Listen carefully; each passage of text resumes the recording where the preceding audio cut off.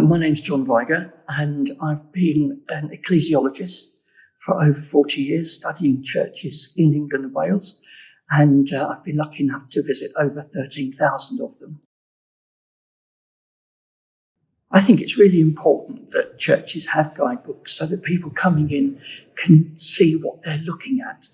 It's so important today when churches are becoming centres of tourism that we make them accessible to all sorts of people so that they have something to walk around the building with and know a little bit about its history, but also, more importantly, how it was used in the past and how it's used today. It doesn't matter what your church is like. There'll be something of interest in it, whether it's the glass or maybe the kneelers, or it's got a story about a famous past resident. So it really doesn't matter how big or grand your church might be. There'll always be something to interest a visitor. A church guidebook can be as simple or as complex as you like. It can be a single sheet of A4 paper with minimal information on, or it can be a scholarly tome, a proper booklet that people will take home and read afterwards. But in both cases, its aim is to make sure that people are able to get more from their visit to the building. Quite often, church guidebooks are written by volunteers, and we're very grateful for anything that can be produced. I especially like the short guidebook that's succinct and easy to understand. And in most cases, what I find is quite adequate, but there's always room for improvement. And I hope that people will be encouraged to look more into the subject and try and create a more professional image, because it's image that's all important today. I think as soon as you walk into a building, you really look around you and you're given questions by the building. What's this? What's that? How does whatever it is work? And so what you need to do somewhere by the door is to have a pile of information that can be used by people in that position. A guidebook has got to be accessible to ordinary people. So what you need to do is to get as much information together and then condense it in a way that the ordinary visitor can understand. And it's going to incorporate things like the building, the furnishings, the history, and the people.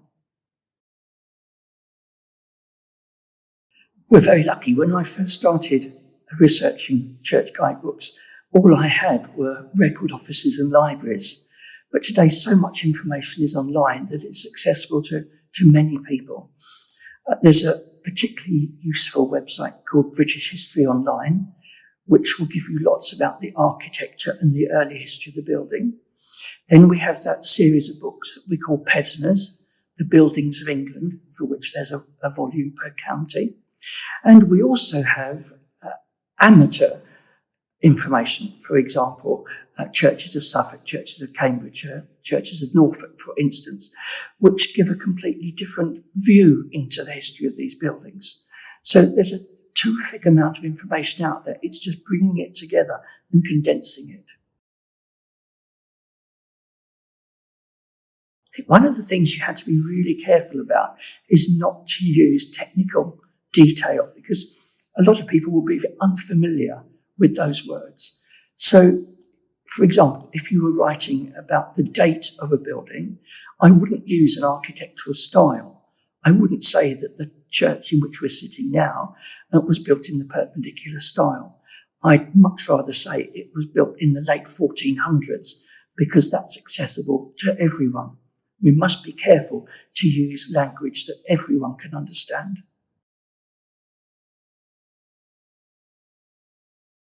"40 years ago, when I started writing guidebooks, almost every church guidebook had a list of previous rectors and vicars.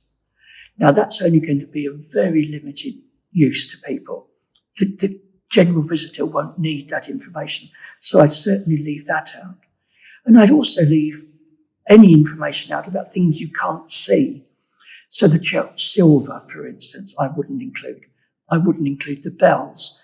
You could put these things on a separate sheet for those who have a specialist interest, but for a general interest, I'd only include things that you can actually see when you're visiting the church.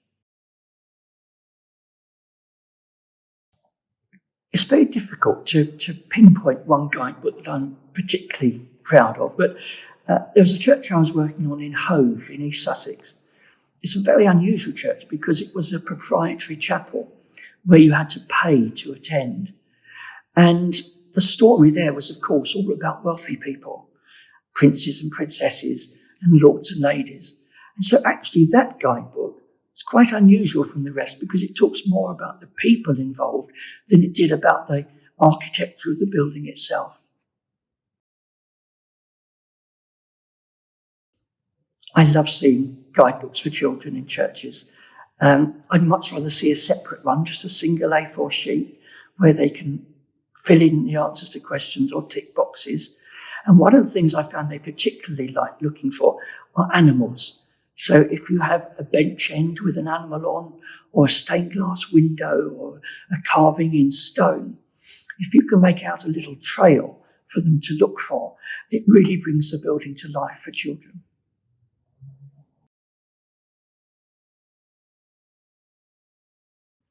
Quite often when you visit one church, it makes you want to go on and visit another. And if there is one close by, it's nice to find information about that in the guidebook, just so you know that it's 3 miles away and it's open every day, for example. And this is a technique which many parishes have used in order to introduce other churches in the same group.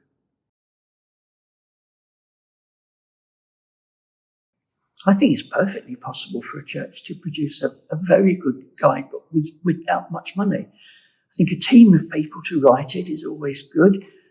They can concentrate on woodwork or glass or monuments or architecture. And once you've got all the information together, then there are certain programs you can use online which help you to plan a guidebook. And of course, these days, you don't have to print thousands and thousands of copies off and have them sitting in a box with their staples getting rusty. You can just print them on demand and you can alter them if at a later date you want to put new information in. So yes, it's much easier today to put a guidebook together than it's ever been.